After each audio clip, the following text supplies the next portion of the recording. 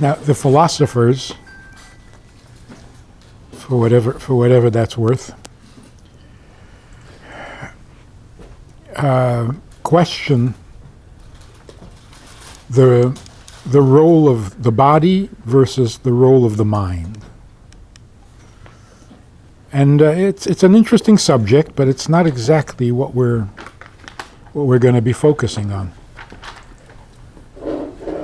To the philosopher, the two sides to human self is the physical and the mental. How do they work together? That's not our question. Our question is the physical or the spiritual or the godly, which is the real you. Because there are places in Hasidus where it says the real you is your animal soul. And there are places in Hasidus where it says the real you is the Jew in you, the godly soul. So who are you really?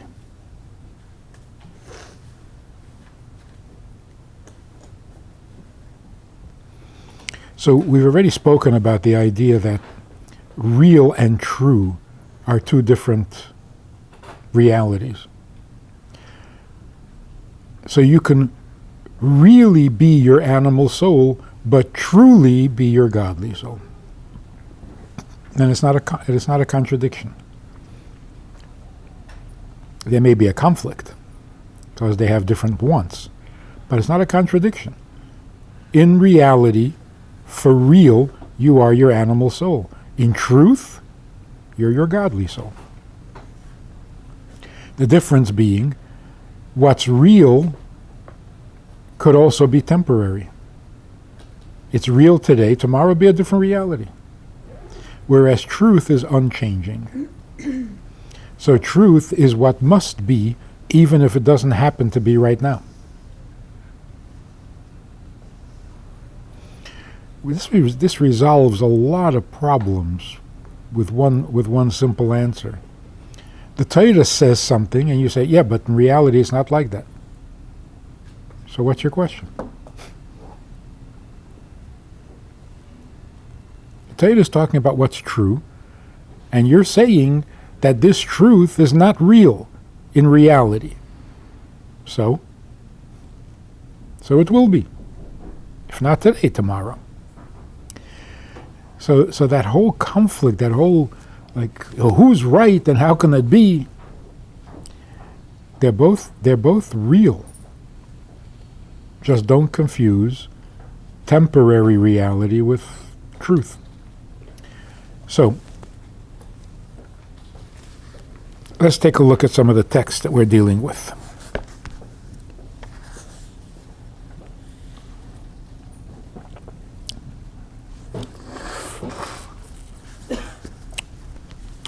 Like on page 171. The question for discussion is, do you think that the self and the body are two distinct entities, or are they one and the same? So this is part of the mind-body controversy. Are you your body or are you your mind?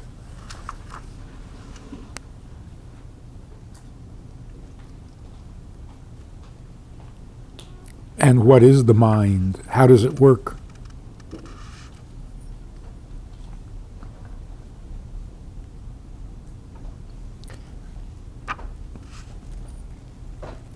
From a secular perspective, the mind is simply electrical impulses. Where do they come from? Nobody seems to know. But it's very revealing that we can talk about our bodies as if it were a stranger. A person says, my leg hurts. The leg that belongs to me. So who's me? Obviously not the leg. My whole body hurts. My body. So obviously the body is not me. On the other hand, when a person says, I'm dizzy, that's more serious. Your whole being is dizzy? That's dangerous. A person who says, my head is spinning, is not as dangerous as a person who says, I'm dizzy.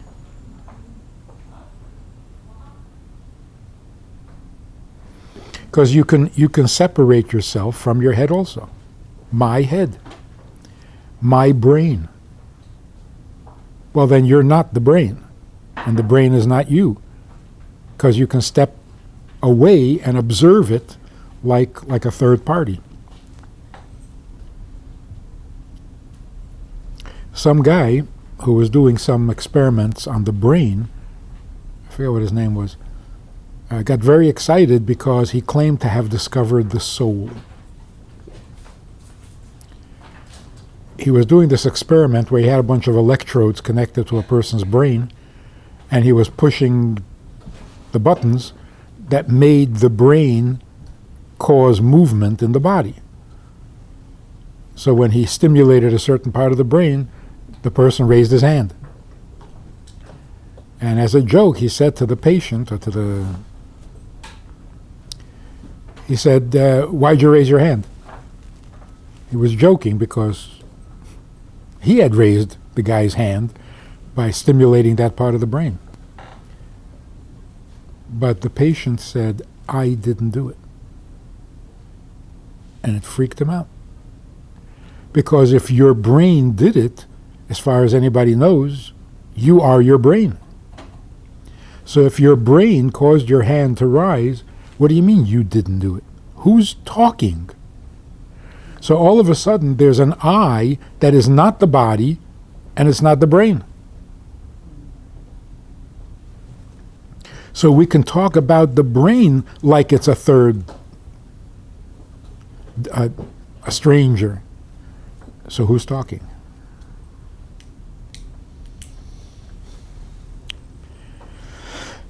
Text 4. What does the Torah say about the human being?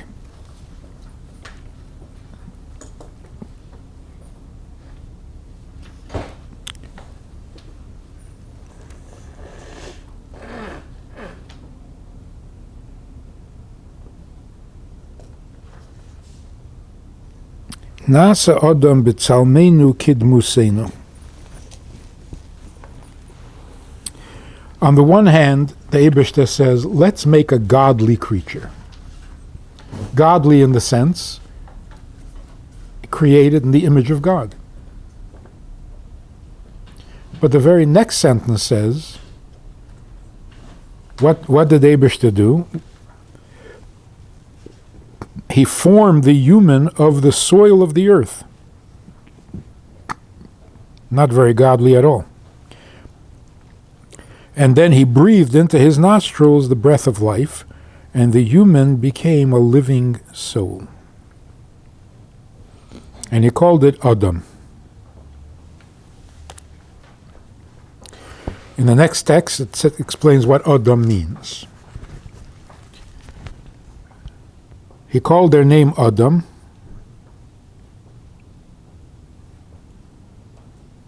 What does that mean, actually? He called their name. It's either he called them Adam or he named them Adam. In English, it doesn't work out very well. But he named this being Adam. Why? So the Shalah says, and a lot of Tanya is based on the Shalah. So the Shalah says that the name Adam can go one of two ways. Im davakul l'mayla, if a person connects himself above and emulates God and goes in his ways, then the reason he's called Adam is because the word Adam means similar. Adame, like doime, similar. So the reason he's called Adam is because he's like God. On the other hand, if a person separates himself from this divine attachment, then he's called Adam, because the word Adam means earth. Adama. So you're either godly or you're dust. It's pretty extreme option.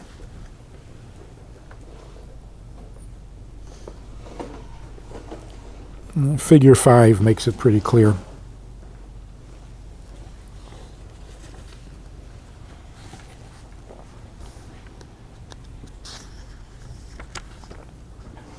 It's either Adame, which means similar, or Adama, which means earth, but generally Adam means human. So Adam is a combination of God-like and earth. All other creatures, by the way, nothing else was created in this same pattern. God said, let the earth give forth living beings, and all of a sudden there were living beings. There was never a moment that the body of an animal existed without its, whatever you call it, soul, spirit, energy, life. So there was never a lifeless animal that needed to be brought to life. But with the human being, God creates a lifeless body and then brings it to life. Which means that the animal was never a mineral. The animal body was never a mineral. The human body started off as a mineral, a lump of clay, and then came alive.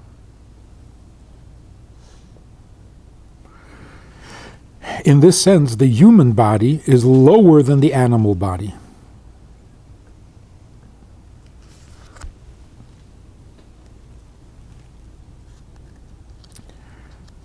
Now that was true, of course, of Adam. We don't have that same experience. We don't have human bodies first existing as a mineral and then coming alive. That never happens anymore.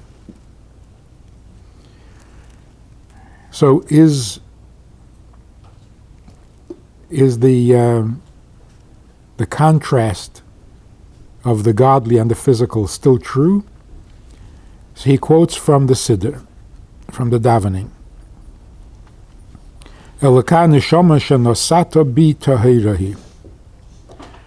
The soul you give me is pure, you created it, you formed it, you breathed it into me, and you keep it within me. What do we see from this? I am not my soul. I have a soul in me, so who's the me?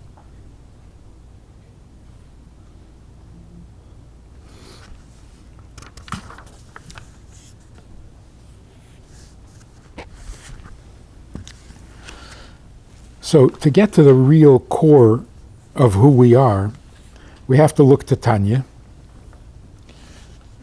where he says that first of all, we live because we have a soul.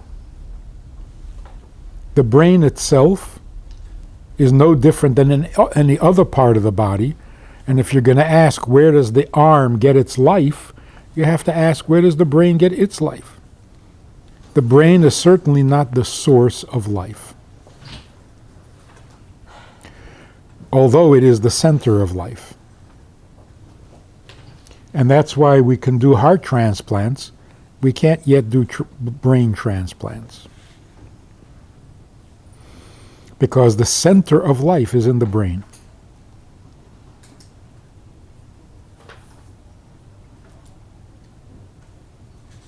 Or in the oxygen of the brain. In other words, the most spiritual ingredient in the body is where life connects to the body. So the question of how do you bring together a spiritual entity, a soul, I'm not talking about the godly soul, any soul, life. Life is a spiritual thing, a non-physical, metaphysical. The body is physical. How do they come together? Where is their first point of contact. So like in any chain, the lowest part of the upper link intersects with the highest part of the lower link. So the lowest of the spiritual connects to the highest or the most refined of the physical. So it says somewhere that the animal soul is in the blood. How does it connect to the blood? It actually connects to the vapor or to the heat that the blood gives off. So the most spiritual part of the body is the warmth of the blood. What is the most physical part of the soul? Emotions. Because the soul is made up of intelligence and emotions. So the emotions is the lowest part, and in the emotions there's the lowest emotion of malchus. So that connects to the warmth that rises from the blood. I don't know where the blood gets its warmth. So it's like the blood gets its warmth from the soul, but the soul connects. But somehow, this miraculous connection between body and soul, which we make a bracha over, Asher Yotzar, and we recognize the miracle of mafli lases, the wondrous behavior of connection of body and soul. That's the animal soul. So first we have to know that life is in the soul. It's not in any part of the body, including the mind. So the whole thing about I think, therefore I am, that whole Narishkeit, it sounds impressive, but it's really rather meaningless.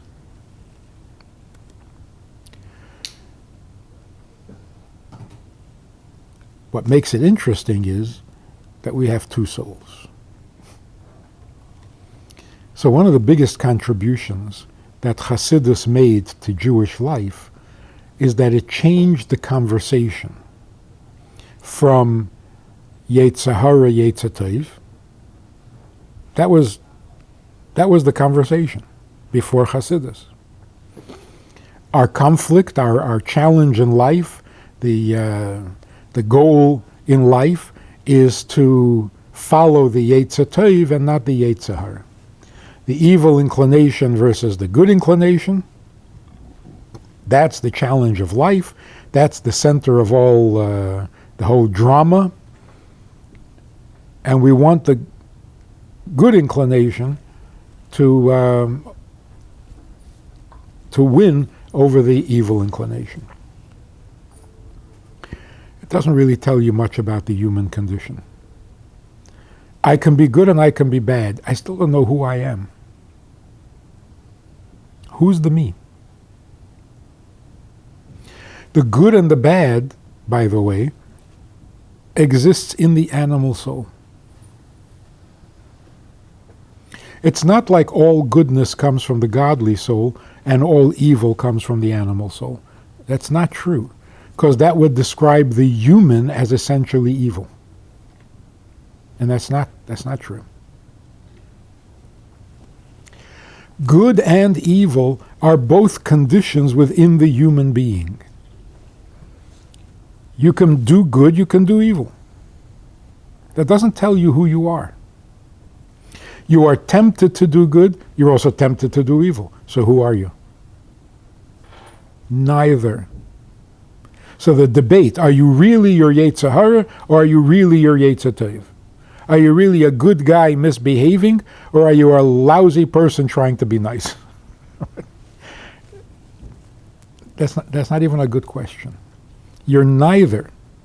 You're a human being and you have both ingredients. because a Yetzer Hara is just an ingredient. It's a mood. It's a disposition. It's not a description or a definition of the human being. So to say some people are good, some people are bad, well, yeah, that's true. I still don't know what a person is. So you can say this is a good tree or it's a bad tree. I don't know what a tree is.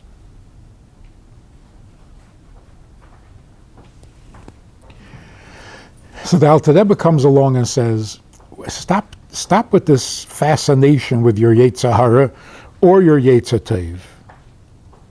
You have two souls, not two moods. And a soul is a definition of the human being. What is a human being? A soul. What is a soul? A soul is a living entity comprised of 10 functions, or 12.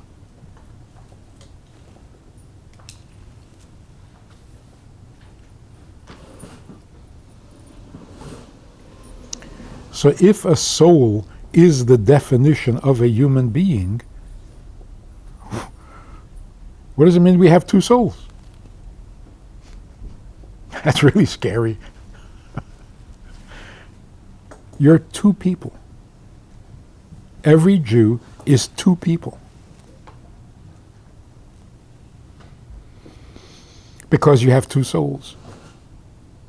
A soul is a complete being, a complete person. So you have a human person and you have a godly person. That's very different than a good mood and a bad mood. So let's think about this a second. Animal soul versus godly soul, is that the same as good and bad? Is the animal soul bad?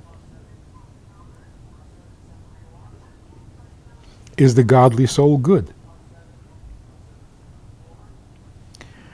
Those terms do not define them. An animal soul is not bad, and therefore you're not allowed to kill your animal soul. Before Tanya, before Hasidus, when the issue was Yetzer Hara, Yetzer Tov, when that was the struggle, yes, kill your Yetzer Hara, go right ahead. Don't ever be in a bad mood again. Is that dangerous? If you kill your Yetzer Hara, you're a healthy person. You never lose your temper again. Except for yesterday. Huh? Except for yesterday. Since yesterday. From now on. So if you kill your Yetzer Hara, you're a perfectly healthy person. You're a very healthy person. You're also nice to be with. Easy to get along with. So you've improved yourself when you kill your Yetzer Hara. But kill your animal soul? That's destructive. That's horrible. It's a whole person. Secondly, if the struggle is between a godly soul and an animal soul, that's a much more elegant battle. That's much more dignified. The struggle is not, should I be nice to you or should I hurt you? That's an ugly condition. And even if I decide, no, I'm going to be nice to you, so what have I accomplished? I'm not a murderer? You're proud of that? I didn't hurt anybody today. Wow, what a tzaddik. That's not an accomplishment, much. On the other hand, if the choice is animal soul, godly soul, well, that's amazing. You can either be a good human being or you could be a godly being. And you choose to be a godly being? That's amazing, because what's wrong with just being a good human being? Most people would be content with that. So in a sense, if you follow your godly soul, you're going beyond the letter of the law. Because if you followed your animal soul, you would be a very nice human being. But you went beyond that. So it's beyond the letter of the law. Now that is a dignified battle. Those are nice choices. You want to be good or you want to be God?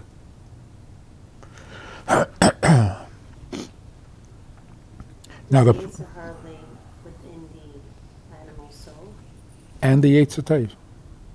and the Yetzer Tov. The Yetzer Tov is the more intelligent, decent part of your animal soul.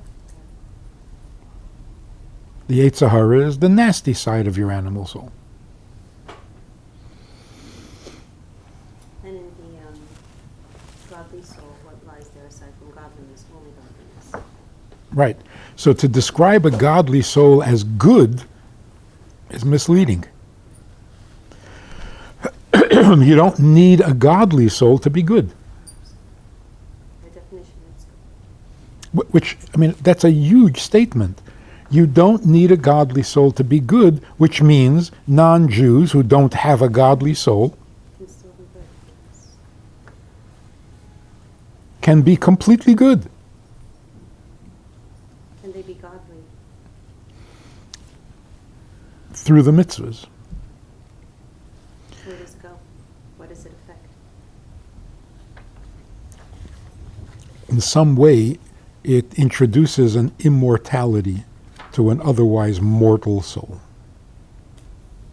So the difference between good and godly, good is mortal. You're a good guy, but you're going to die.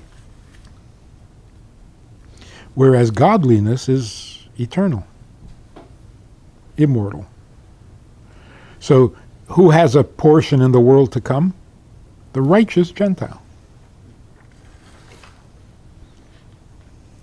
Which means they simply have to keep those 7 mitzvahs. As mitzvahs. As mitzvahs. So the non-Jew who keeps the 7 mitzvahs because it's a mitzvah has also gone beyond the letter of the law. What's wrong with doing the mitzvahs just because you're a nice guy? It's not connected to the godly part. And that's why they're called chasidei umeis ha'olam.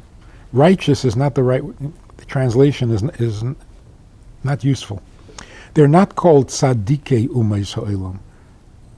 They're not the tzaddikim among the nations. They are the chasidim among the nations. Why are they called that? Because the non-Jew who keeps all 7 commandments, all 30 or whatever they are, 300, he keeps them perfectly because he's a nice guy. That would be a tzaddik. But if the non-Jew keeps the mitzvahs because they're mitzvahs, then he's going beyond the letter of the law. That's called chassid. So there are, in fact, righteous Gentiles, but that's not who we are referring to when we say chasidei umas ha'olam.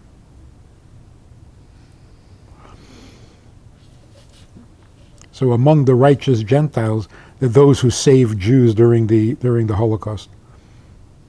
Why? Why? Because they didn't understand killing people for nothing. That's not godly. That's goodly. So they are correctly called the righteous Gentile, not the Hasidic Gentile. So do they get an immortal soul or no? Only the Hasidei Umeis Ha'olam get the eternal soul.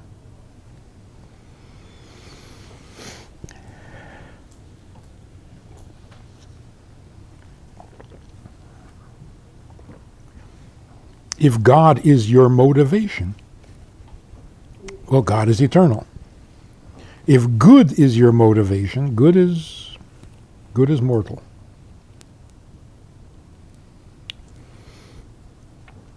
So, what is the problem with having 2 souls? the more, if a soul is a good thing, let's have a lot of souls. The more the better. The problem is that they're incompatible. They're incompatible because they are mutually exclusive. One does not allow for the other. They're pulling in opposite directions by their very nature. From dust you are, and to dust you will return. The animal soul is drawn downward.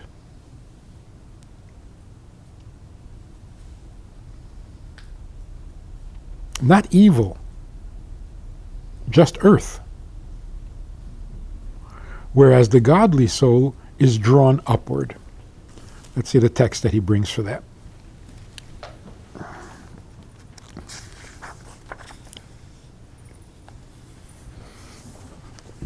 Yeah, a piece of Tanya, text 10, Tanya chapter 19.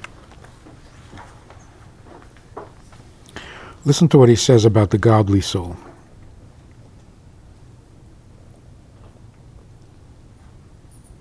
You read it in Hebrew or in English?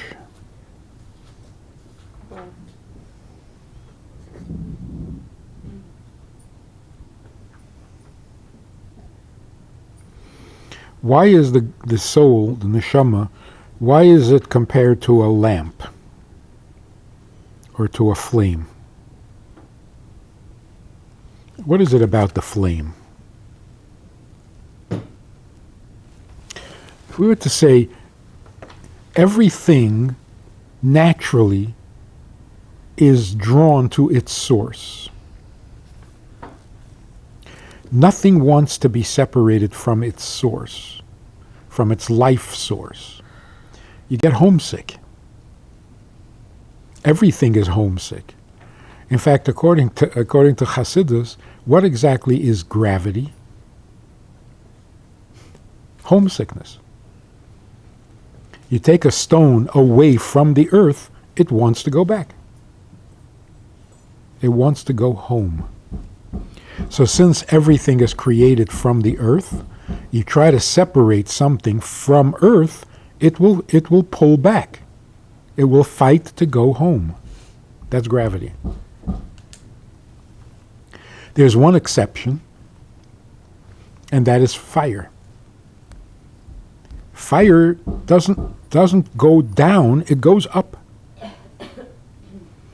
In fact, it fights to go up. Even when it's connected to a wick, it wants to leave the wick. So it's constantly jumping upwards. Only the wick holds it down. So what is the direction of fire? Away from the earth. Why is that? The simple answer is, The simple answer is that the source of fire is not earth. So the fire, or the little flame, is homesick. It wants to go back to its source. Only its source is up there, not down here. So fire is not an exception. It also wants to go home. What makes it an exception is when the stone falls back to earth, it's at rest. It's a perfect stone. When the fire goes back to where it came from, it's not a fire anymore. So the stone comes back to earth to solidify its existence. You can want to go home because there you get more attention. You're stronger at home. You get more attention at home. Or you want to go home because you don't want to be an individual. You want to be absorbed into the family. So are you looking for more of yourself, or are you looking for less of yourself? It's really fascinating in graphology. You look at how a person signs their name. The signature tells you so much. So just very simply, a person writes his name, the initial, the first letter of his first name, of his personal name, is large and well developed. The first letter of his family name is kind of, it tells you a lot. The person is very proud to be who he is. He's not very proud of where he comes from. Or the reverse. The letter, the initial of his first name is kind of underdeveloped, but his family name is nicely formed, and so he'd rather be a member of the family than an individual. He's proud of the fact that he's from that family. He's not so proud of his own personal achievements. Or he'd rather be part of the family rather than be an individual. So the fire is drawn back to its source, but not because it wants to solidify its existence. It wants to surrender its existence. It becomes invisible, unidentifiable. It is still fire energy, but it's not a flame anymore. Separate from other flames. So it loses itself in its source. Here he describes it as I am or I am not. I'm me or I'm not me. If I'm not me, then what am I? What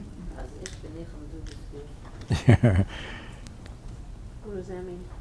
I am me, you are you. If I'm me because you are you, and you're you because of me, and then you. But here we're talking about not being me by becoming my source.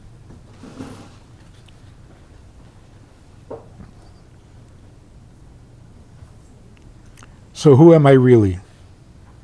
The me that is separate from the source, or the me that is the source? The answer is yes. The me that is separate from my source, that's a reality. The me that is my source, that's the truth. So what is a Jew? His animal soul or his godly soul?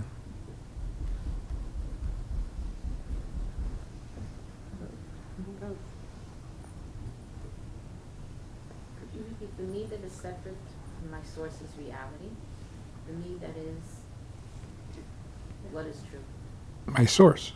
The me that is my source is true. The not me. The not me. Not me means I'm my source, where I don't stand separate.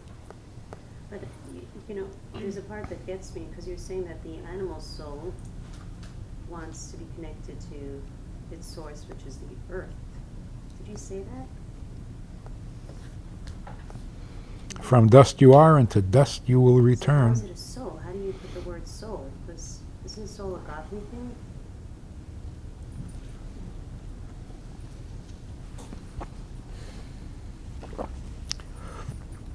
That's why in the description of creation of the human being, it actually says two things. First, God says, let us make man. Just like anything else. Let there be. Then it says he breathed the soul. So did he create man by saying, let there be? Or did he create man by breathing the soul into the body? When he said, let us make man, he created the human soul, animal soul, which is the soul of the flesh. So do animals actually have that as well? No. Because animals were made by word. Only. The animal was created only by the let there be. So when we say the animal soul of a Jew, we don't mean the soul of an animal. We call it animal soul because it animates the body. not because it's a goat.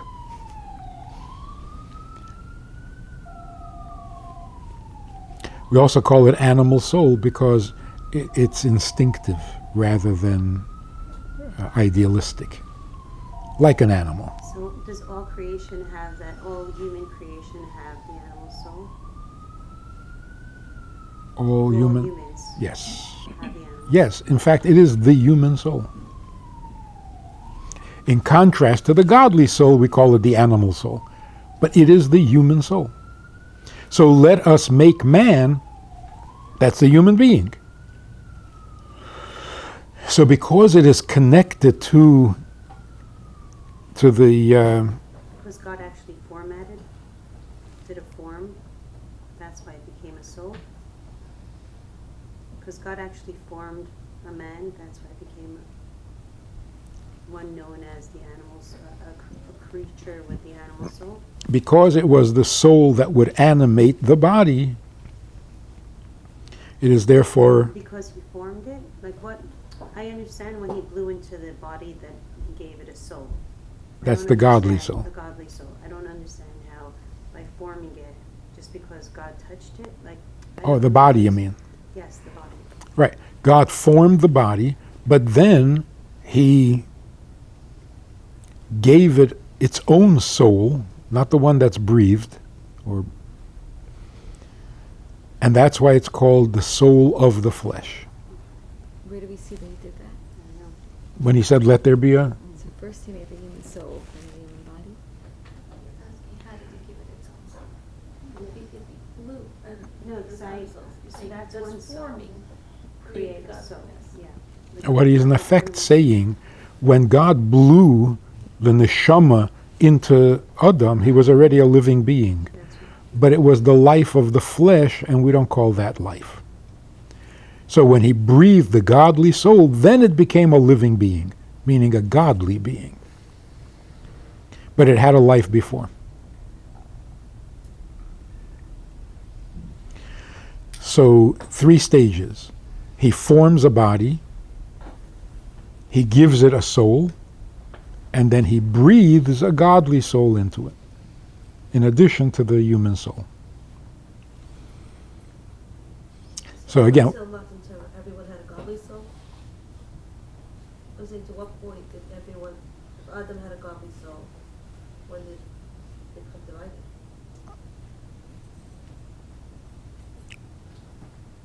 I mean, what was the first separation between the godly and the non? Cain and Hevel.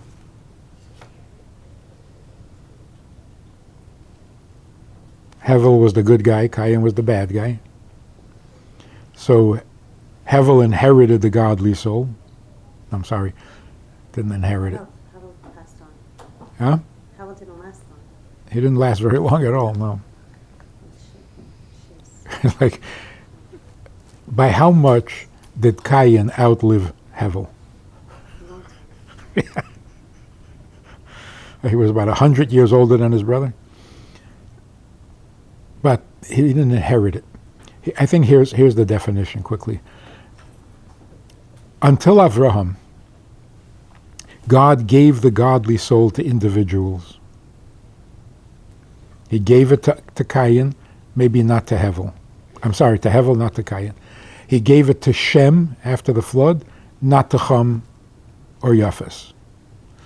He gave it to Noach, not to Noach's father. How Mr. Shelf didn't Huh? have? Mr. Shelf didn't have? Maya Mr. Shelach did. did. It was nice. Lemma. Right. So it was given, I guess randomly, it was not inherited. So those who had a godly soul were different.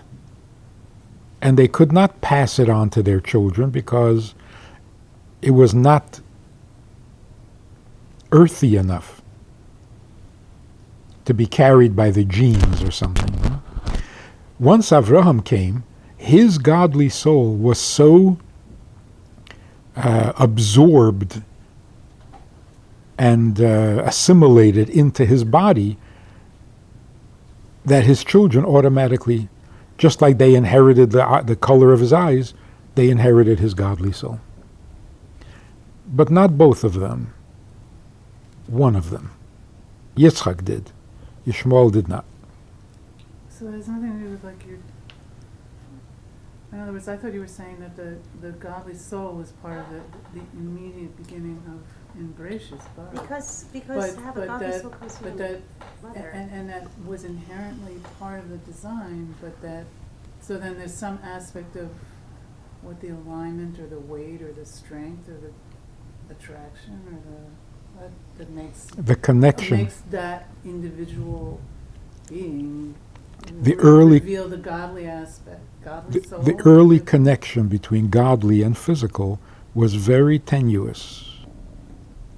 There was barely. So those who had a godly soul, they just lived on a different plane, and it was not going to transfer to their children because they barely had it. But when it settled in, like in Avraham, Why do you say Avraham, not Sarah? a second, when it settled into Avraham to the degree that not only could he, Teaching a woman's class here. One second. yeah, not only could he pass it on, he couldn't not pass it, you know? It's like it became so much him that to give birth to a child without a godly soul is like a fish giving birth to a chicken. So his godliness was him, and therefore he had to produce a godly child, like a human being produces a human being. However, it wasn't so thoroughly earthed that every child would get it. So Yishmael did not. Yitzchak, the second generation, both of his children got the godly soul because you can't give birth to anything other than what you are. And Yitzchak was godliness, so he gave birth to godly. But Esav couldn't keep it. He lost his godly soul. He started off Jewish, but he lost it. By the third generation, when Yaakov came around, the soul was so permanently embedded into their being that it wasn't possible, and today it's still impossible to give birth to someone who isn't Jewish, and once you're born with it, you can't lose it. It's so much a part of you. So that was the process. It took 3 generations. And that's why we are called the children of Israel, Yaakov, because the godliness is so permanent in us, unlike Avraham and Yitzchak. So how did it become the mother that determines whether you're Jewish or not? Or how did the father lose his role and become irrelevant to the Jewishness of the child? So it's a terrible mistake. It's not like the father doesn't make Jewish children. In the case where a non-Jewish mother and a Jewish father produce a child, the father makes a Jewish child. The mother turns that Jewish child into a non-Jew by overwhelming the effect of the father.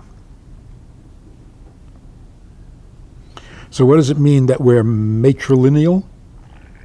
It doesn't mean the father doesn't do anything. It means the mother's influence will overwhelm the influence of the father. So if someone were to say, is it possible for a Jew to become a non-Jew? There is one possibility. In the womb. In the womb, a Jewish child can become a non-Jew. Because the father's influence is kind of negligible. The mother's influence is powerful. So in the case where a Jewish mother with a non-Jewish father, why is the child a Jew? Doesn't the father have any influence? The mother's influence overwhelms the father's influence. Except for one interesting little detail. The non-Jewish father contributes to the birth of a Jewish child. So why are they not related? The father contributes by returning some lost spark of a Jewish soul that he is carrying, and it needs to get back home. By having a child with a Jewish woman, he returns that spark. But it was never his.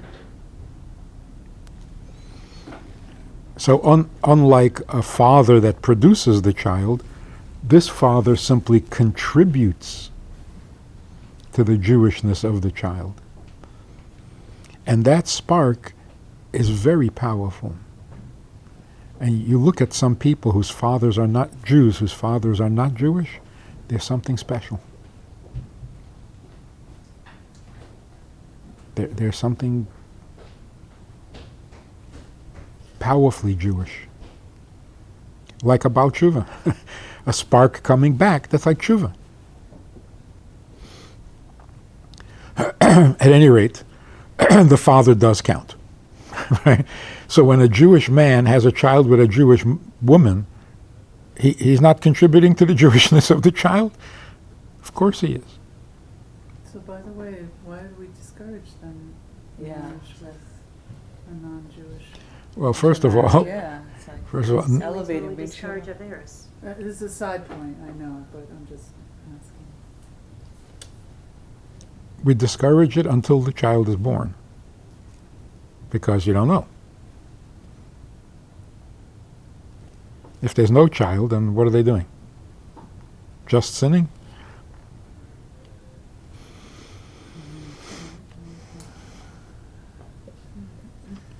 What about a non-Jewish man who has 10 children with a Jewish woman?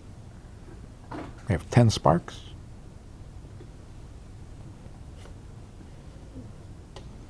But once those sparks return to their source, the relationship is over.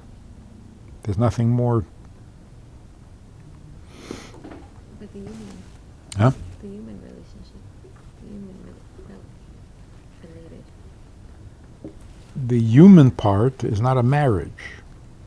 Marriage is a godly thing. So they're still friends and they still like each other, but the marriage part doesn't. They don't need a divorce, a get. Okay, so the conflict between the two souls. What exactly is the conflict? So again, we get. It's not that the animal soul wants to sin and the godly soul wants to do mitzvahs. The conflict is not between mitzvah and sin.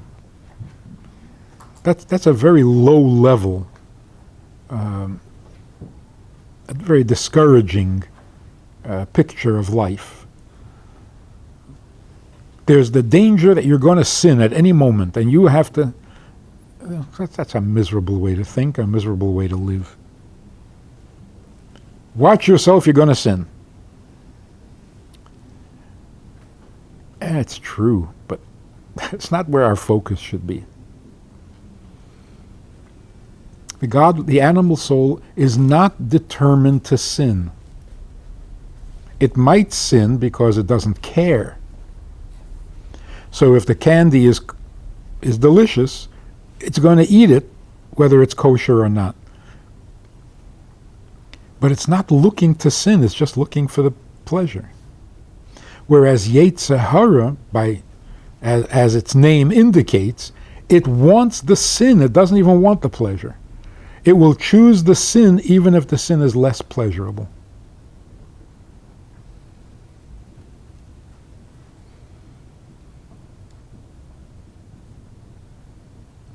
That temptation we should ignore or transcend and free ourselves of it. Like, kill your Yetzer Hara.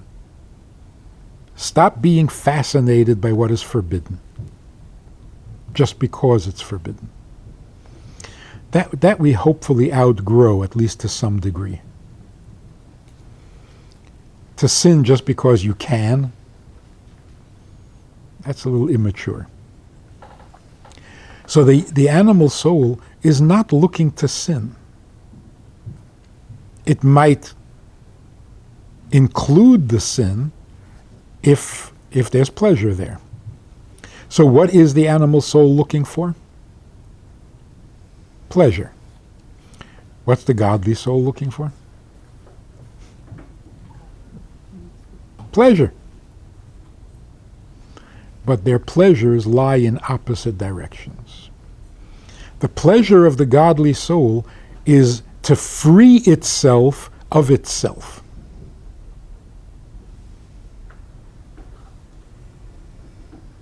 Like the flame.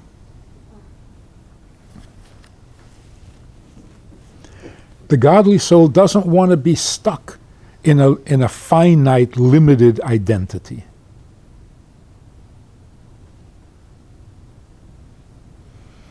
The animal soul wants more of its finite identity. It wants to confirm it. It wants to solidify its particular identity.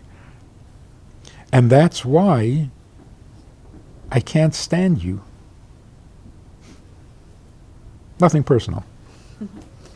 I just can't stand you.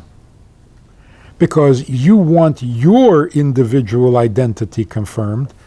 I want mine. And this town ain't big enough for the two of us. So it's either you or me. I'm sorry, I sort of spaced out. Are you talking about the conflict between the animal soul and the godly soul? No, conflict between me and you. Two humans on what level? On the human. On the godly soul? No. On the human level, your existence disturbs my existence. So the very fact that you exist is unacceptable. Like, this town's too big for both of us, Right. Right. So somebody said, get a bigger town. Move to a bigger town. In other words, in the finite world, my existence is threatened by your existence. Because your existence demands that I not be so limited in myself, that I make room for you. Well, that threatens me. Because the direction of the animal soul is the opposite. Only me.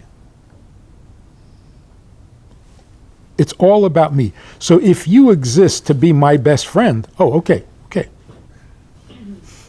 Then you're welcome.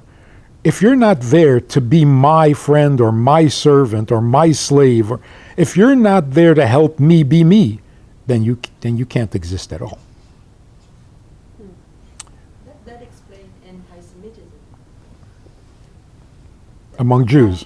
Right. The Jews, that's exactly what the Jews represent in that existence. The fact that the Jews are here is in contradiction with the very existence of the... Yeah. That's why we're uncomfortable. That's why we're uncomfortable with strangers, because I don't know how you're enhancing my existence. So are you there for me or not? If you're not there for me, then you can't be. So a simple description of the animal soul is the animal soul loves itself. It feels its own existence. I am me. And I have needs. And those needs must be fulfilled. And you threaten me. That's it. That's the nature of the human soul. Where's its goodness?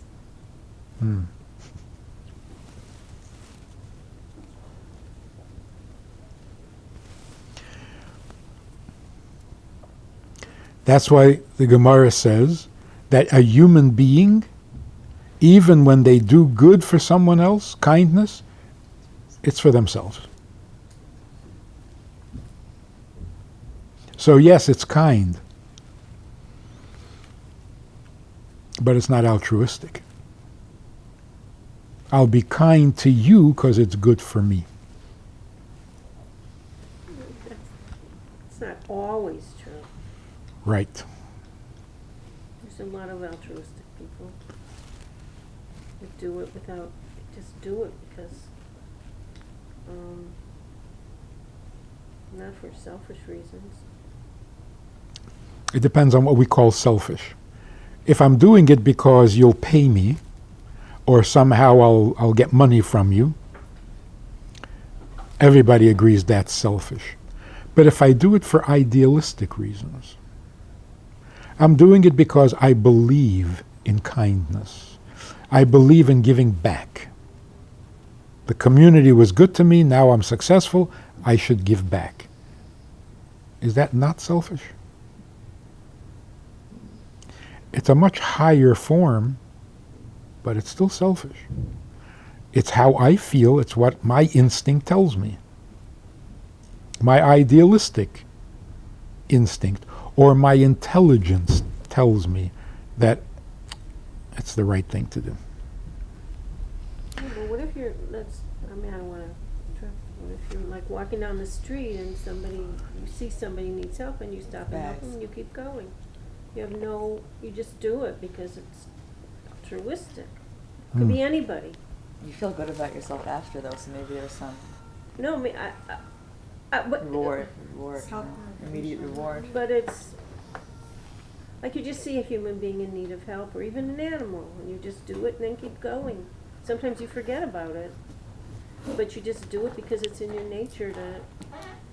Cause there's another human being there, another something that needs, that's Yeah. How do you define altruistic? On one level, there is. You're being kind to yourself if you're altruism. doing it. Is it You think that's a selfish act? You think Yeah, because otherwise it's going to bother you if you don't do it. I don't think it's, who's gonna think if I don't do this it's gonna bother me? You just You. see somebody in need and you help them, and that's it, period, and you keep going. What if they scram back at you after you just helped them? Oh, that happens. Like, That's happened. what's wrong with you? You put my bags down too hard, and then you're like, Get someone I just. down. Sure, that just happened to me now, but I wasn't trying to do it to make myself feel better, I was really thinking of the other person. But then we feel bad afterwards. Oh, look at Well, that. so, they didn't you give know me what, I it's wanted. somebody else has to deal with their Selfish issues habit. if they can't accept. No, I mean, obviously there are times when we behave without thinking much. But the reason we behave that way is because of things that we did think about, or conclusions that we've come to. Like that example, a person sees somebody else suffering and says, "Boy, I'd hate for that to happen to me."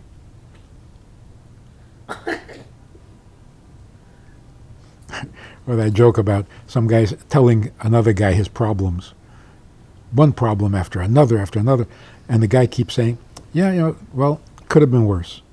The guy said, "It was worse. I had another." He says, "No, it could have been worse." He said, "How could it have been worse?" He said, "It could have happened to me." So there is a little bit of a, I can't stand to see the sight of blood. Is that altruistic? But you're right. People are altruistic. But those people are different. There's a certain goodness that is natural and true goodness, which means altruistic, that righteous people have. It's a different soul. So there are actually three kinds of people. There are Jews, there are righteous non-Jews, and there are simple human beings. The simple human being is not capable of altruism. And therefore the good that they do has a reason, an intelligent reason.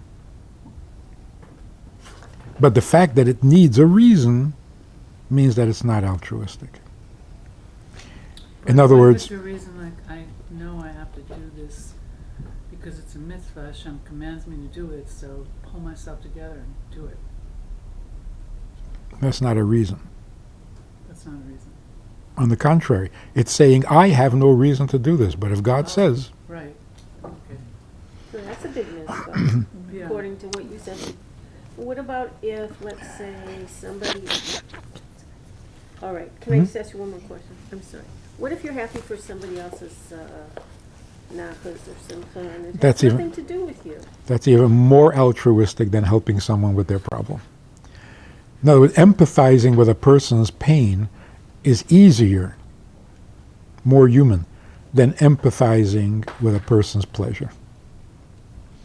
So to be happy for someone else when they're happy is even more idealistic or more altruistic than feeling their pain.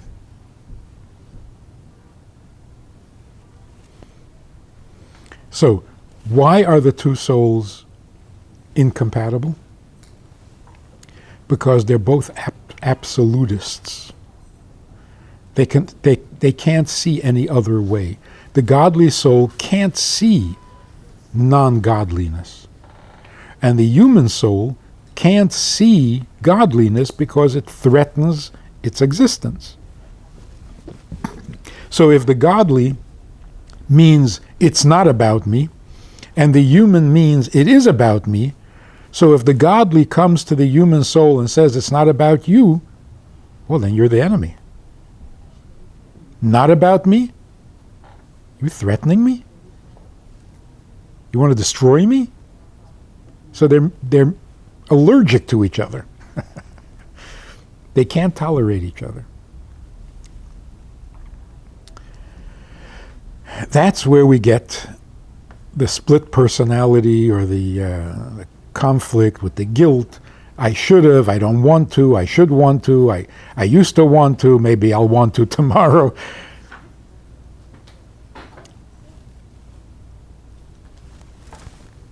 Let's see more texts here. Text 11 describes the animal soul, which is also fascinating. He says in Tanya, chapter 1, from the animal soul come all the negative characteristics, namely anger, arrogance, lust for pleasure, frivolity, cynicism, boasting and idle talk, laziness and melancholy. See, none of them is a sin. There's no sin here. The animal soul is not by nature sinful, but it does have bad character traits, like laziness. It's not a sin, but it's bad. Melancholy is certainly not a sin, but it's bad. So if you remember, in Tanya he says that these seven traits, they come from the four elements: fire, air, water, and earth. And the four elements are not substances, like little tiny things. Four elements means four directions. Movement. Four types of movement. Fire goes upwards. Anger and arrogance go upwards. So the fire element produces anger and arrogance, the tendency to rise. Your anger flared up. Your arrogance means you're higher than everybody else. The element of water produces passion, desires. The element of air, desires means going down, pulls you down, because most pleasures that we have are from things beneath us, like food. Food is a plant. It's a vegetable. You're a human being. How does your pleasure come from a vegetable which is way beneath your level? But that's what it is. Passion pulls you downward, so it's like water that goes down. Air goes everywhere or nowhere at the same time. What does that produce? Frivolity. Like, yeah, we're just talking. Yeah, well, what were you saying? Nothing. No, we're just talking. That comes from the element of air, like an airhead. And also cynicism. Cynicism comes from air because it doesn't have an opinion. Whatever you say, it's like, nah. So what do you think? I don't have an opinion. I just reject your opinion because I don't like opinion. I like to leave my options open. So don't have a definite opinion. So whatever you say is like, yeah, well, you know, maybe you think so, but. So scoffing, for example, which is another way of translating, what does scoffing mean? It means I'm not going to give you an opinion. I'm going to avoid all opinion. And then there's the element of earth, which is the resistance to movement, heaviness. But what does that produce? Laziness and melancholy. Have no energy to do anything. So these are not sinful impulses, but they're bad.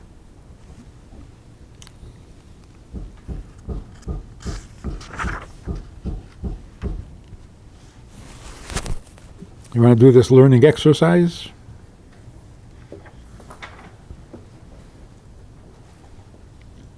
Your anger comes from I am me or from I'm not me?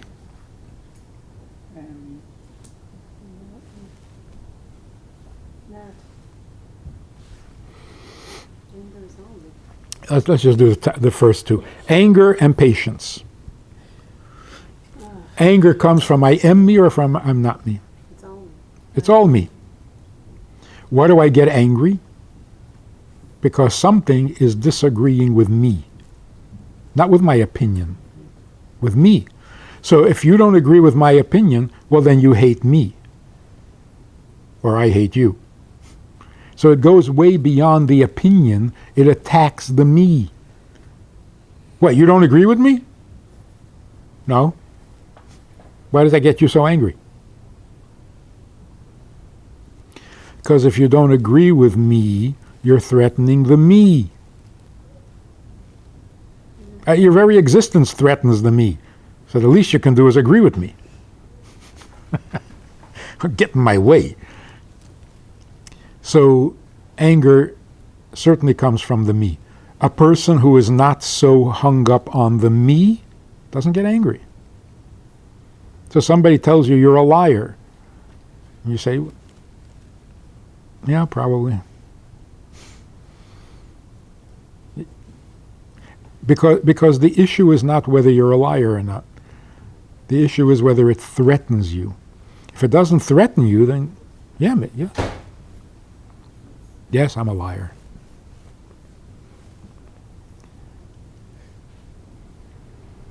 Whereas the me is so threatened, if somebody says, oh, I don't know, I thought you were taller. That's it, you're threatened.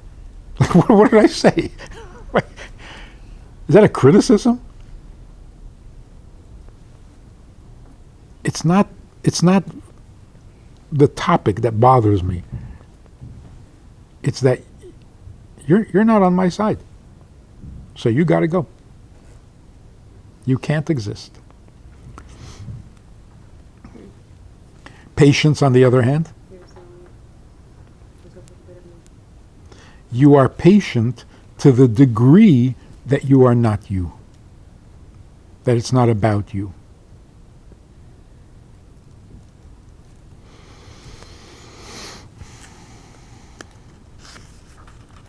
That's why the Alter Rebbe says,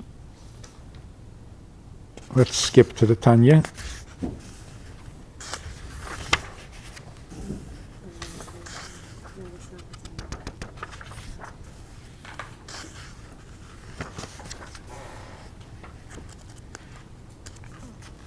17. Text 17. The Alter Rebbe basically says like this. The second paragraph.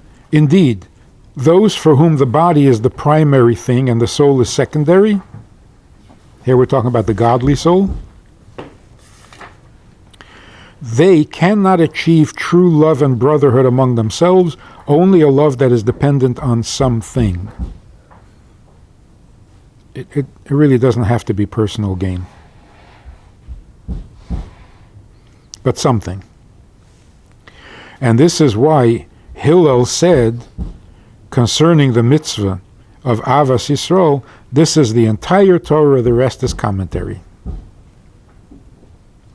How is loving another Jew the whole Torah? And how is the rest of Torah a commentary? You can say this is the biggest mitzvah in the Torah. Okay. But to say the rest of Torah is a commentary? How is fasting on Yom Kippur a commentary on loving your fellow Jew? So the Rebbe says, because the basis and the root of the entire Torah is to raise up and exalt the soul above the body.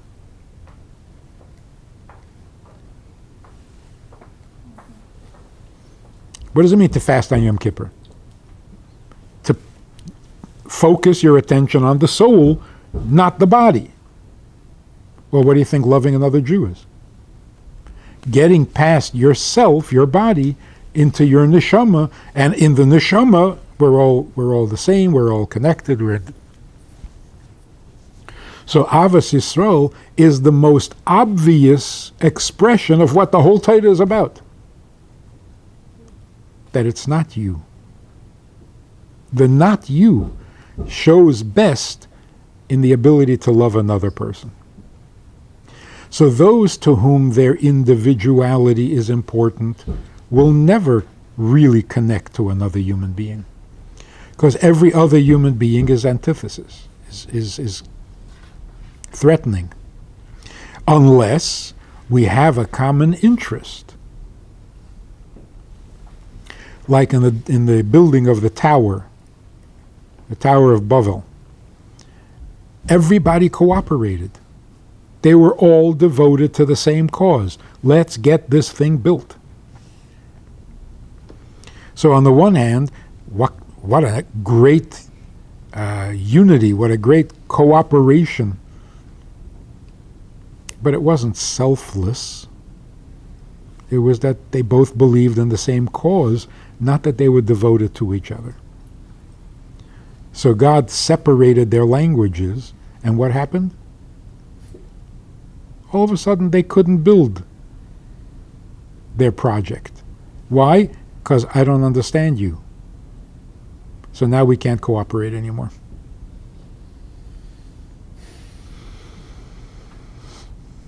So what keeps us separate? Not the fact that you disagree with me or the fact that you're fighting me or...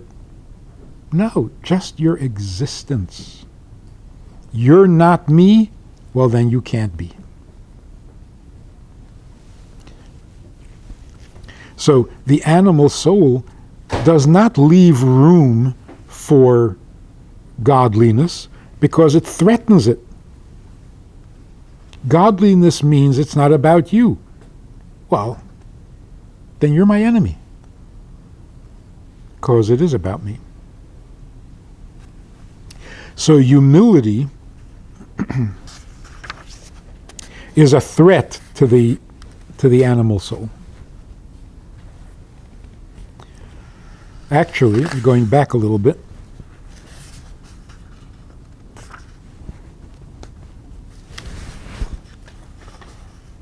let's go back to text 14. This sense of self can even be self-destructive. Why do people get depressed? They don't live up to their own estimation. Let's take a look what he says in Tanya. Often a person suffers from blockage of the heart.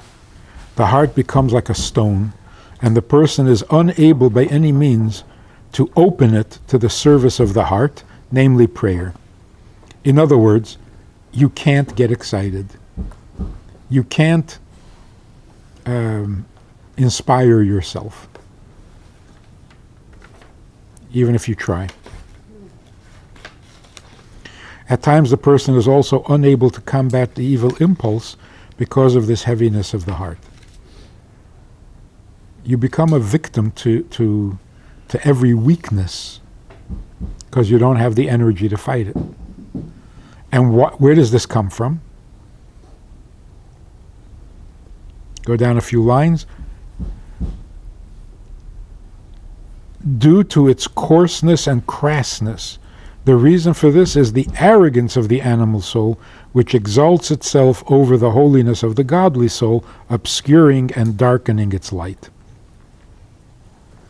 So a Mashpia told us once, it starts off where your arrogance says, my parents can't tell me what to do. That's a threat to the me. You can tell me what to do? I'm me. Gotta be me.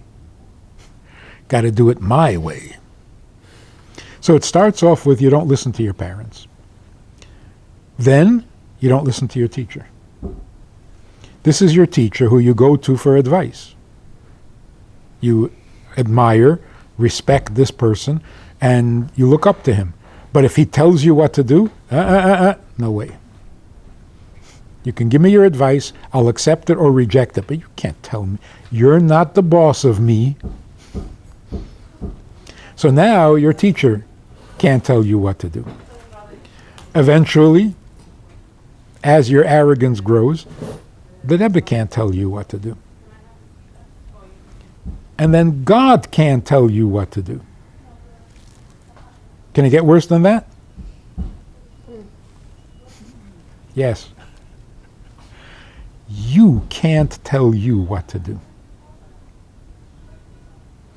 Your mind tells you you should do this, and you say, don't tell me what to do. The me rejects its own wisdom, its own opinion. So what do you listen to? Only your instincts. Animal. So when a person says, I'm becoming independent, I don't listen to my parents, I don't listen to my teachers, I don't listen to the Rebbe, I don't listen to God, I am now independent. No. You are losing your independence. And eventually you can't even control your own opinion. You stop listening to yourself. That's depressed. You tell yourself, get up and go. No. You're going to miss your appointment. I don't care. It's going to mess up your life. I don't care. That's depression. Depression means I, the me, has become so heavy, I can't even do what's good for me. Not if I have to get up. Not if I have to move. Certainly not if I have to change something. So it's a trap. You're locking yourself into an impossible. So if you follow the me and allow it to get too selfish, it will destroy itself. And that's called narcissism. Narcissism means when your selfishness has turned on itself. Up to a... Huh? There's a lot there. Very hard. Is there a remedy for that? Are people born like that? Yeah, absolutely. They are, right? At birth? It's a disease of our time. Mm-hmm. Yeah. So at first it starts off by being selfish to the exclusion of She you. said it really good. She said that there is a way to combat it is by doing acts of kindness, giving to others, getting out of yourself. No, but if you don't Yeah, dare, but you how do can't get tell to that someone to do point? that if they don't. So very self- Well, before you get to that crippled. point. So at first, selfishness means you're the problem, get out of my way. But when selfishness turns to narcissism, I become my own problem. And I can't get out of the way. So who was Narcissus? He saw his own reflection in the water, and he was so enamored with himself, he couldn't pull himself away, and he just stayed there until he died from hunger. Narcissus.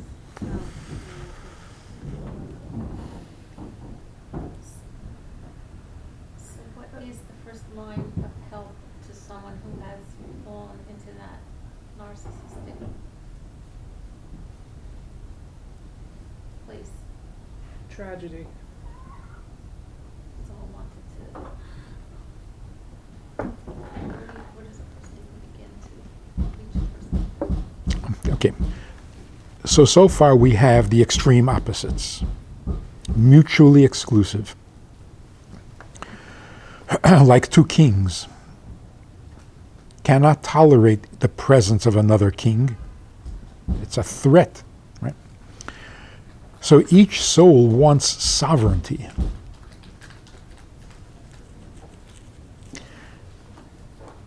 Tomorrow, actually, not next week, we'll be dealing with the question of free choice.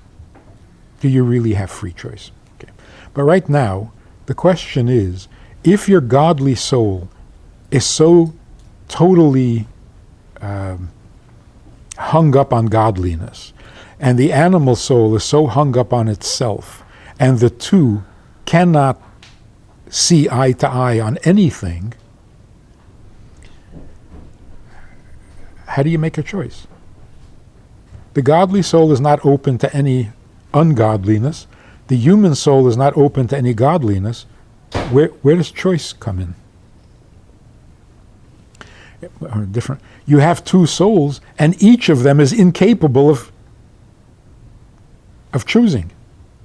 They're each locked into their opinion. Nobody's moving. So where's choice coming from?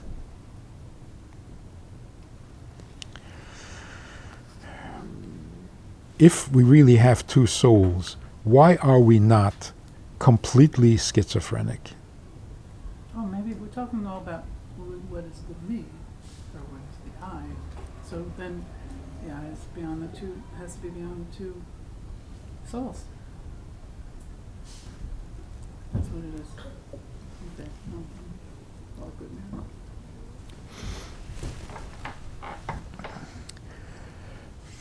There is some room for compatibility. And much of Hasidus is devoted to explaining that compatibility. So when the Alter Rebbe tells you have two souls, that's not the end of the conversation. That's just the beginning. Given that you have two souls, how do you bring them together? If you have a Yetzer Hara and a Yetzer Tov, you don't want to bring them together. You just want to kill one of them. Hopefully the Yetzer Hara. It says David HaMelech killed his Yetzer Hara by fasting. Some guy said, I killed my Yetzer Tov by eating. I ate it to death. So hopefully you're killing your Yetzer Hara. And that's fine. That's simple, not complex. I mean, not easy, but simple. When you have two souls, it's not so simple, because you can't kill either one. So to simply say, ignore your animal soul, that's not an answer. There must be some compatibility. There must be some way of bringing them together. In fact, the Benoni, which the whole Tanya is the Sefer the Benoni, the whole purpose of the Benoni's life and service is to bring the animal soul up to the godly soul's level.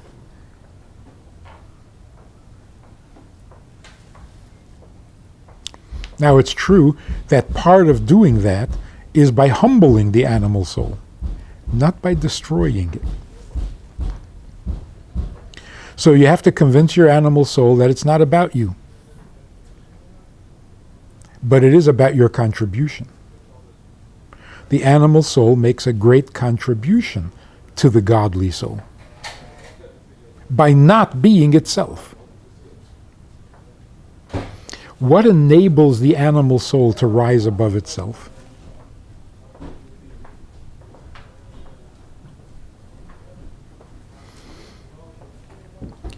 The objectivity of its intelligence.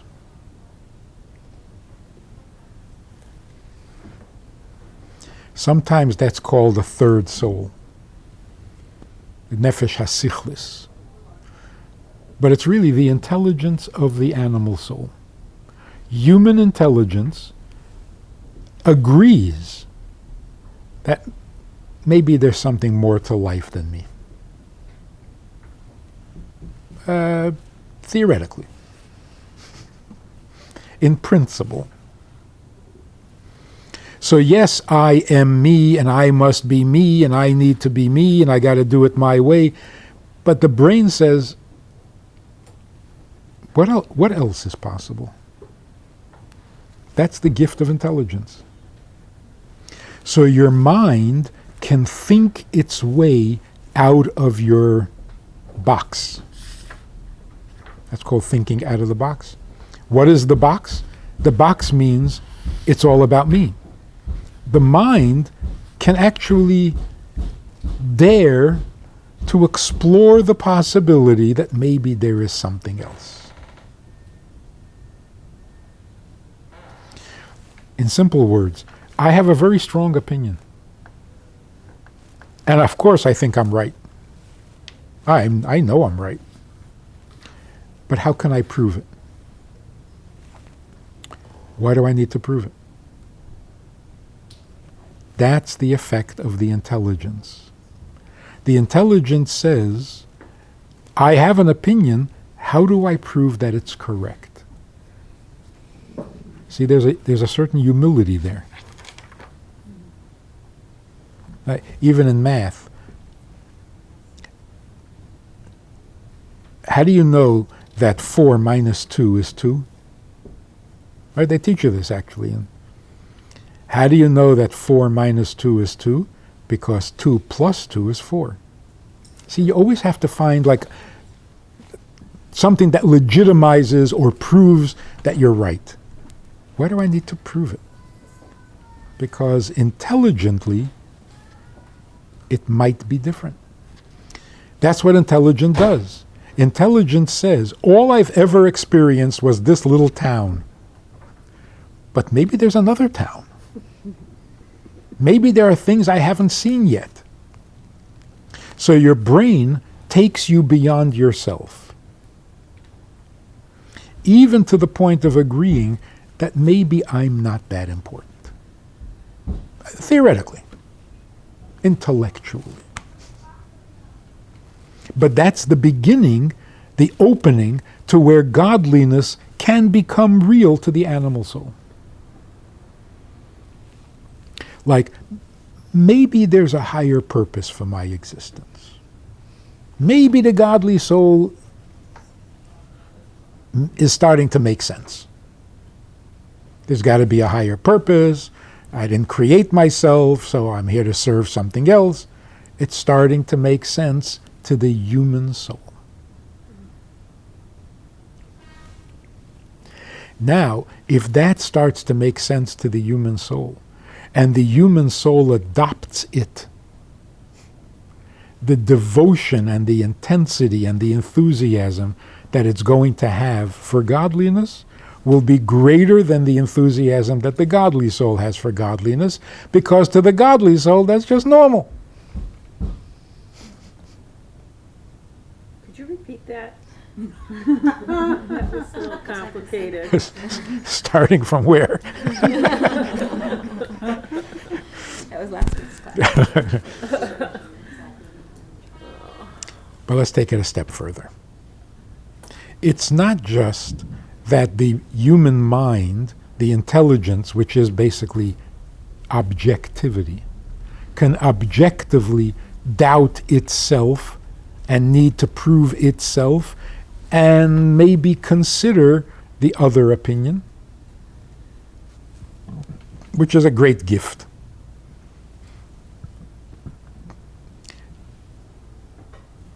That's what we call intelligent emotions. When the intelligence brings a little objectivity to the emotions, then the emotions become more intelligent-like. The emotion itself can question itself. I'm very angry. Do I have to be? Am I so justified in my anger? So usually emotions can't question themselves. They're not objective. But if you bring intelligence to the emotions, then the emotions are open to suggestion. Maybe I don't have to hate you. Maybe I don't have to be angry. Maybe I don't have to be so lazy.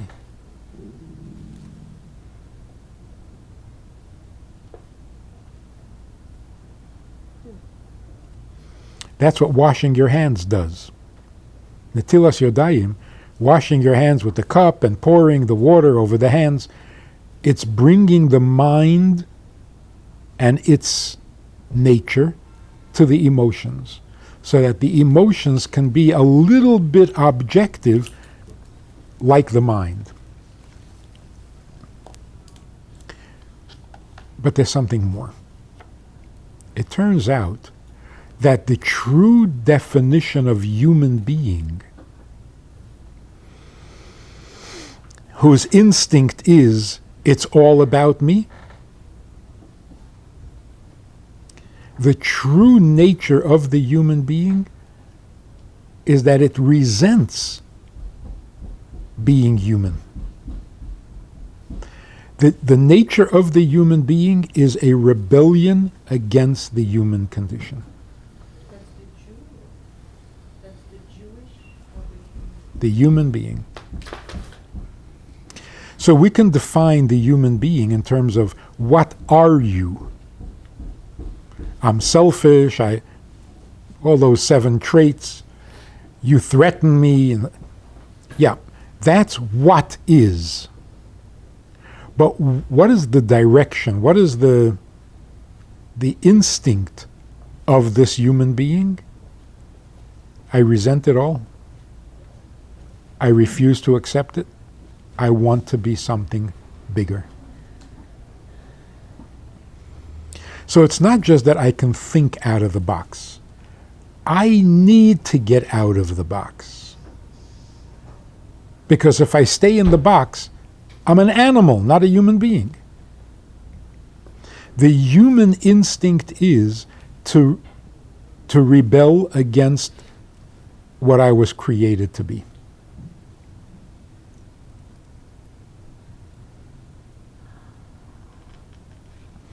And that's why when you tell a person, you know, you're not so smart. I hate that. You're not so strong. You're not so big. You're not so rich. You're not so... I hate that. Because my instinct as a human being is, I will not accept limitations.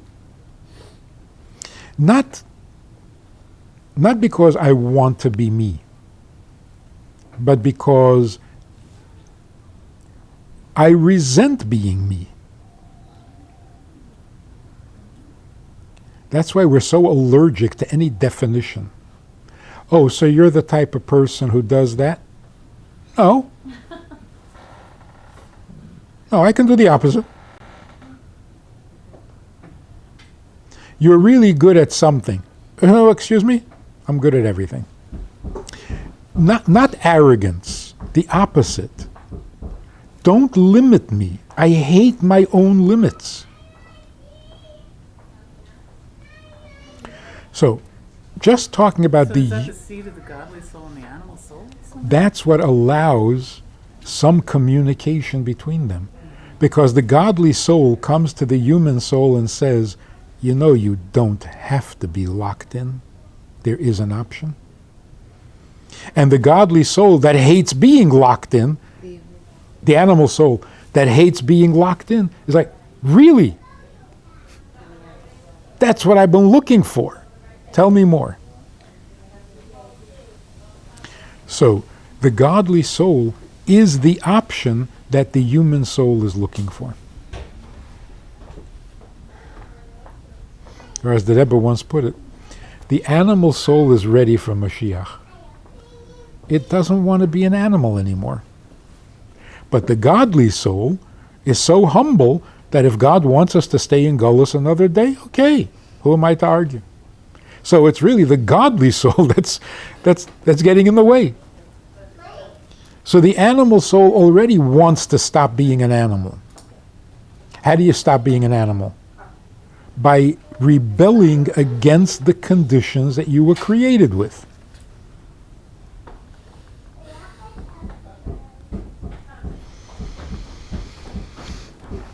Yeah, it's a fascinating story. A guy tells me that when he was in yeshiva, a very non-Hasidic yeshiva,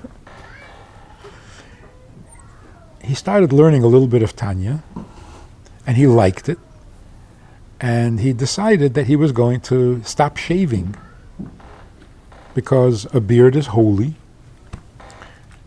Well, his family was very upset. He was only 15 and 16. And the family didn't like the look. And his yeshiva didn't like it. So the dean of the yeshiva, the Rosh Yeshiva, kept telling him to shave. And he argued, Jewish custom, Jewish look. The Rosh Yeshiva had a beard. Yeah, but that's only because you're a Rosh Yeshiva, you know. Anyway, he fought, he argued, and kept the beard. But then one day, the teacher said to him, Rosh Yeshiva said to him, you know there are hippies? You know the hippies? You heard about the hippies? What, some of us. No, he said to the boy, Yeah. you heard about the hippies? They don't shave. They have beards. If you walk around with a beard, people might think you're a hippie. And that's a Chilul Hashem. And Chilul Hashem, that's serious. It scared him. And he decided that he needs to talk to the Rebbe. So when his birthday came, they gave, you could go in for your birthday. So he asked for an appointment. He went. This guy is telling me this 60 years later. 50 years later. He said, I went to the Rebbe, and I told the Rebbe my problem. And the Rebbe said to me that according to the Zohar and according to Kabbalah, the beard, I didn't understand a word. Couldn't follow.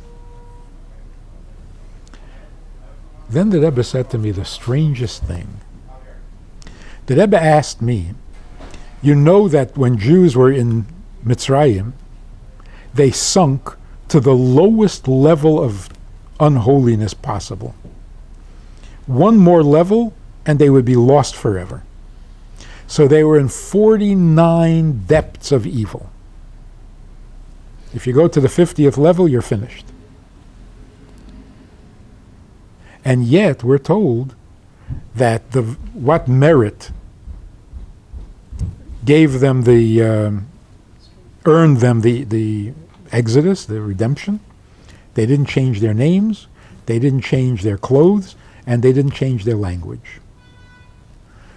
So the Rebbe said, if they're in the 49th level of unholiness, where did all this holiness come from? They appreciated the Hebrew language, the holy tongue. They dressed modestly, and they kept their Hebrew names because they're holy.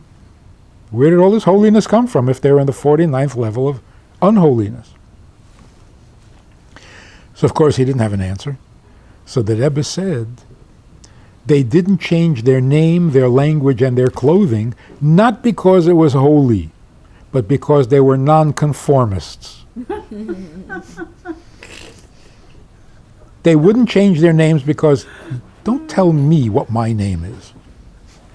And they didn't change their clothing because I don't have to dress like you. And they didn't change their language because this is my language. Don't tell me what.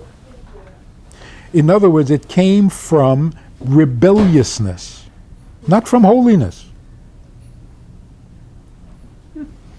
But because they were rebellious, they were able to change and come out of it.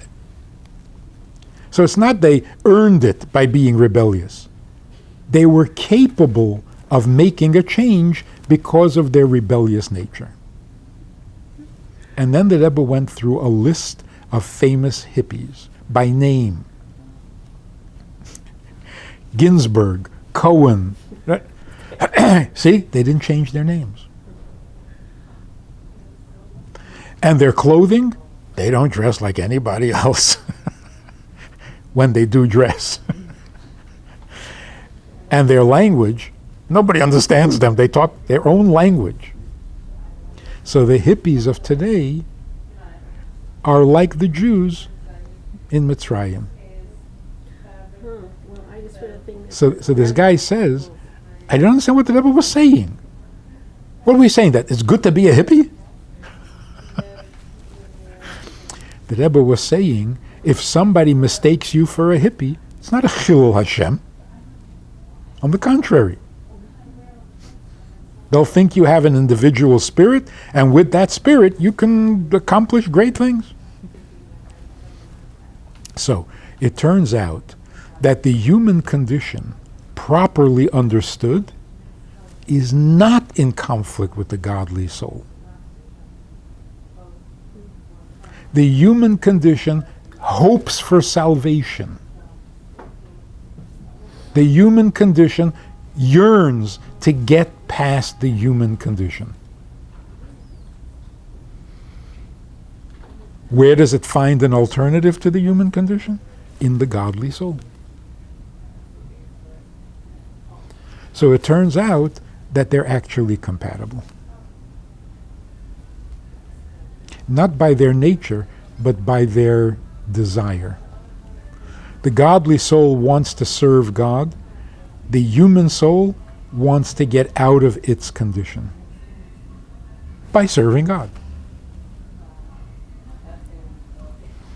You know, speaking of the hippies, I recently read a thing that the Rebbe had made a public statement that that we should appreciate them because they were infusing a certain kind of energy that affects society, and that you know what I'm talking about, right? And it was very refreshing to read how he was his perspective on it. Whenever he said, when everybody else around him was putting them down, he was embracing their enthusiasm and their fresh way of looking at the world.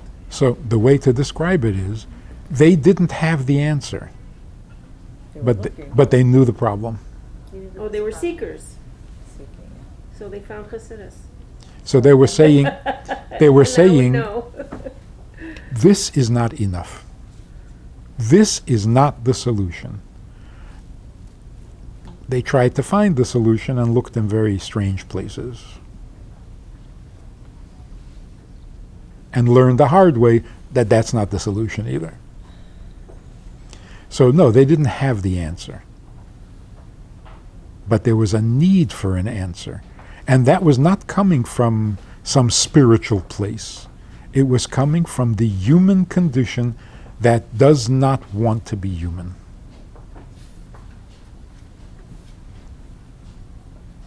Wait, it wants to tap into its godly soul? Something. It doesn't know what.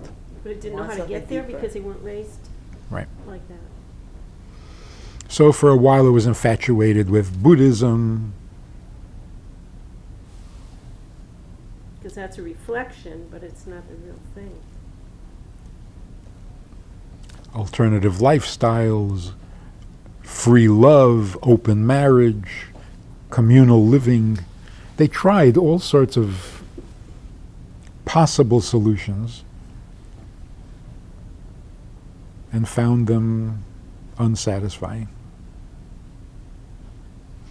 One woman at Beis Chana made an incredible statement. She said, you know, I don't think I fit in here. Because she heard all the other women saying they had this spiritual awakening and they had this experience and they had this encounter with whatever that inspired them and so on. And she says, I didn't have any such experience. I said, so why are you here? She said, because, there's nothing out there. There's just nothing out there. I said, you're more on target than the rest of them. This is not a spiritual journey. This is the realization that there's nothing out there. There's got to be something else. That's the human condition in its healthiest form. When the human being is content with its humanness, he's not quite human.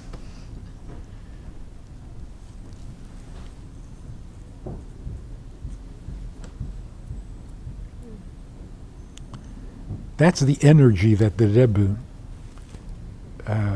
appreciated and used. Like, what do you mean stop somebody and put tefillin on it? What is that going to do?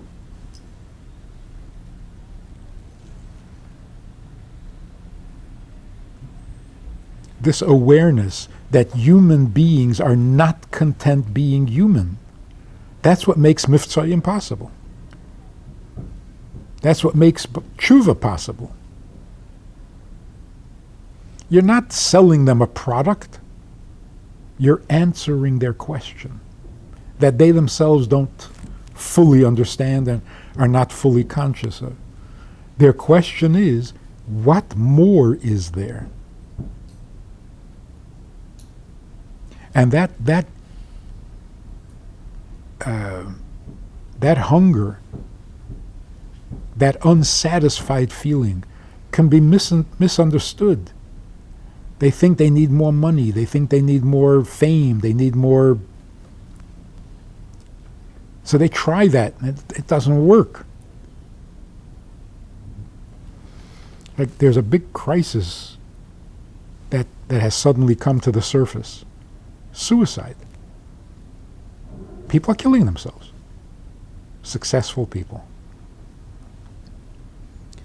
But we've talked about this many times. Depression is more likely to happen to an affluent, successful society than in third world countries. Because the third world country still thinks that they will get something more when they become rich. The rich guy knows that is not an answer. And the hunger has not gone away. So he figures, that's it. I've tried everything. I quit. Outwardly, but they didn't go inward. So when they misinterpret the hunger, like that story about the princess who married the peasant, and the peasant, being kind and devoted, was very bothered that the princess was unhappy. So he brought her more tomatoes. And it didn't make her happy. So he brought more potatoes. And it didn't make her happy. So he did everything that his peasant understanding allowed, and she's just getting more miserable. So finally he says to her, what is wrong with you? I've given you everything a person can possibly want. And you're not happy? So the princess says, your sincere attempt to make me happy makes me unhappy because you obviously don't know what a princess needs. So your best efforts convince me that you'll never be able to provide what I want. Because what's making me unhappy is not the lack of tomatoes or the shortage of potatoes. It's what I was used to in the palace. Royalty. So what's the solution? The body cannot give the person what it needs. In other words, the human being, the peasant, cannot satisfy itself, its own hunger, because it thinks the hunger is for potatoes and tomatoes. So it tries. And it just makes the person more miserable because that's not the answer, that's not the answer. So why is there that suicide in the non-Jewish world if all they have is There the were two animal Jews last soul. week. No, What? those were two Jews last week. There were two, no, Kate Spade is Jewish, I think. I think so. I know the guy was Jewish, he just found out. Oh, she looks very Jewish. He was Jewish? I think so. What, his mother? No, Kate Spade. Oh. Anyway, it doesn't matter, there's people. But regardless. No, if they're not, regardless if Jews there's- who like. we're No, talking. I mean, they Money. both went because of No, lack of I- love. We're we're talking about the human condition. Human beings are The not human content. condition, doesn't it just want more of the physical world? No, see, that's the problem. We And think if it we. has the spiritual soul, then it wants spirituality, but it doesn't have the godly soul, then what does So what does a it know? non-Jew want? What does it want? What He does do- it know? He doesn't know. That's No, but our what does the job. soul- but what does the animal soul want more than what it has? It doesn't know. That's the problem. It wants something more, and it doesn't know what there is. But I'm saying if all they have But is if they the don't have the animal godly soul, soul. then what, yeah. And what are they yearning for? are they- This is what I'm saying. What you said to begin with was what it wants is gravity. It wants to go back to the earth. That's so. Right. The only way it wants something opposite is if it has something opposite, Potential contrary to what. for something else. Exactly. You said it has intelligence, which opens it up to that. Right. It is pulled downward. It doesn't like that. That's what I'm saying. Take away the godly soul. The human condition is a rebellion against the human condition. So how does a guy be a Jew Yeah. towards the godliness? But that's why we have a responsibility to tell the world about God and how to serve God, because they desperately are looking for it. How do we do that? I mean, you do that To because some- you have a following, but how does someone like me do that? To some degree, we've already done it. The whole world knows about God and about the Torah and about the commandments. People have religion, non-Jews. They have religion. They think they're fine. Because it's the wrong religion. So unless they all convert. Not convert, but live by Torah. But their 7 laws, they're kind of a little bit limited in a way that they can perform all the 7 laws but still not have aspiration. Just like a Jew can be frum and not serve God.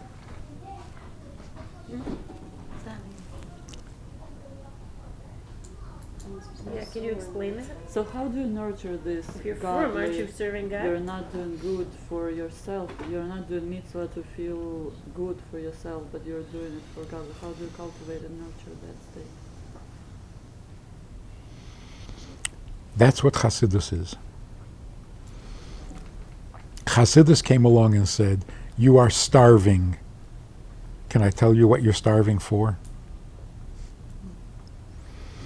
So some people said, "I'm not starving."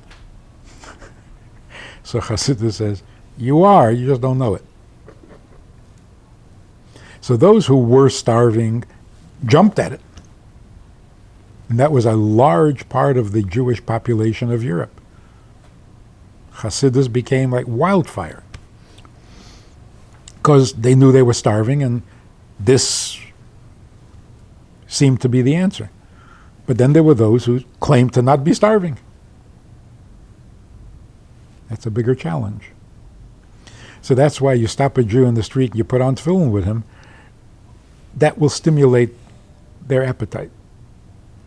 They will realize that they are starving.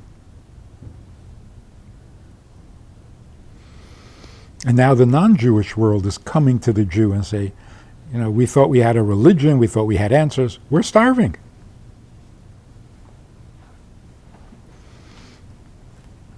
So the Rebbe said, okay, time to fulfill our obligations to the non-Jews.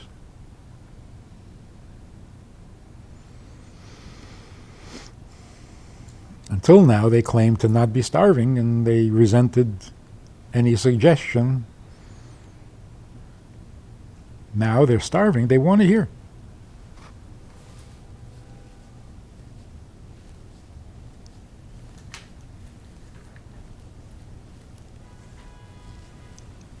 So, in the end, It's not that the godly soul will win over the animal soul.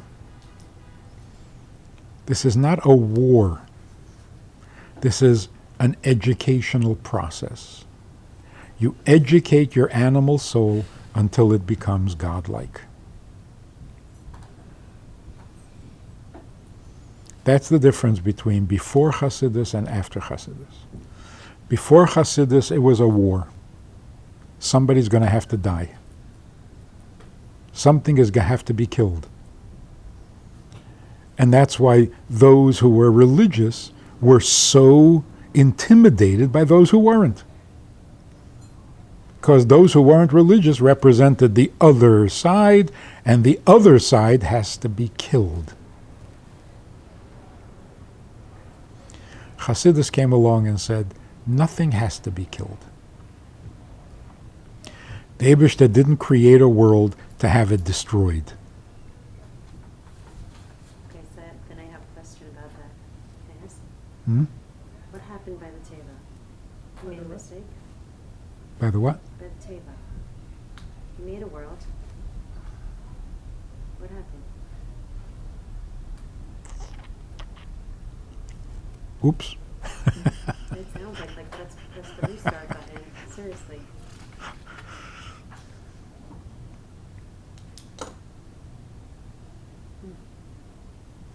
Is that too much for now? And well, we're finished, right? Yeah.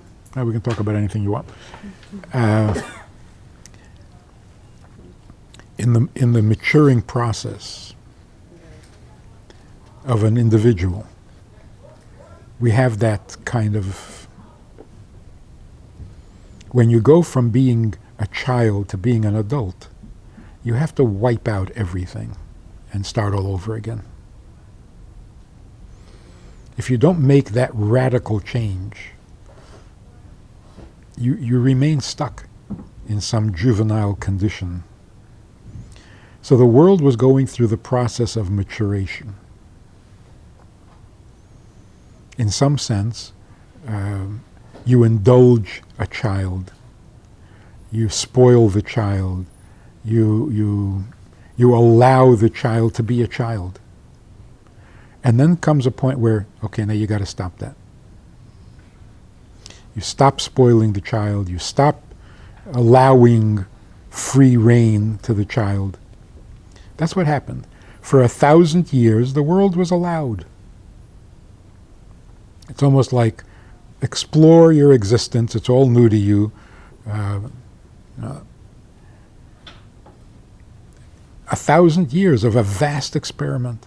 People tried all sorts of ridiculous things because they didn't know what was right and what was wrong. And it was tolerated for 1,000 years because when you're a child, you got to find your own way. But at the end of that 1,000 years, God said, okay, time to grow up. That's a cute analogy, but is that what happened?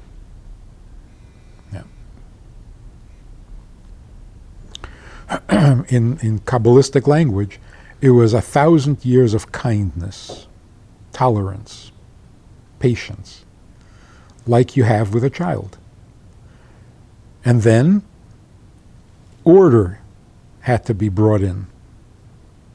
Start eating like a mensch. Start dressing like a mensch. Stop the childish indulgences. And it was a shock. It was a radical change. But it has to happen. So for the first 1,000 years, you can live endlessly. You can grow tall. You can be stronger than. Everything was huge. Everything was indulgent.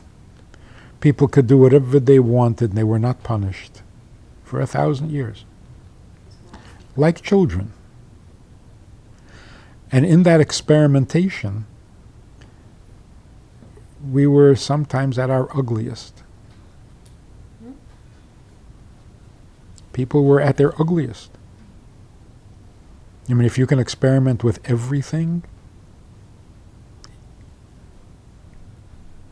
Like the Torah doesn't talk so much about the first 1,000 years. There's like, what, 1.5 parshas about it? So how important was it for creation that it goes through that process if we can? Or maybe there's more I need to learn. It was Parshas Bereshis, because there's so much detail in every letter, maybe, I don't know. Yeah, but you're right. It's very brief, because that was just the preparation. That's not what life is really about. It was a stage of childhood. Torah is not about childhood. Torah is about maturity. So we got past the childhood stage. Now let's get detailed and elaborate on what life really is. That's like in this corner, if anybody noticed. It's like one of these things versus the baby, then it's the toddler, then it's the thing, and it grows and grows, and then to the end of the end. And do you have this book at home? You have to look at this. It's like one of these things, and it grows and I grows. have another question. You said something about Nebelwasser pinning the mind over the emotions. What is that? I don't think I remember. The explanation given for Netilas Yadayim is that water. You can turn it off. Huh? Is that water represents intelligence, and the hands represent emotions. Pouring water over your hands is like bringing intelligence to the emotions. And that's why we pour the water. You don't dip your hands into the water, because you don't drown your emotions. Are you washing it off? What are you doing? Rinsing But it? you said bringing emotions to the intelligence. That's what I Intelligence to the emotions. So you just combine them. It's not bringing one to the other. It's just your uniform because what? It's bringing some element of intelligence to the emotions without drowning the emotion, Oh, you said that bringing not stifling the emotions emotion. to intelligence. Okay. So what part of intelligence can you bring to the emotion? Find that. Not brilliance, not logic, objectivity. The mind is objective, the heart is subjective. But if you can introduce a little objectivity to the heart, you have intelligent emotions. Not smart,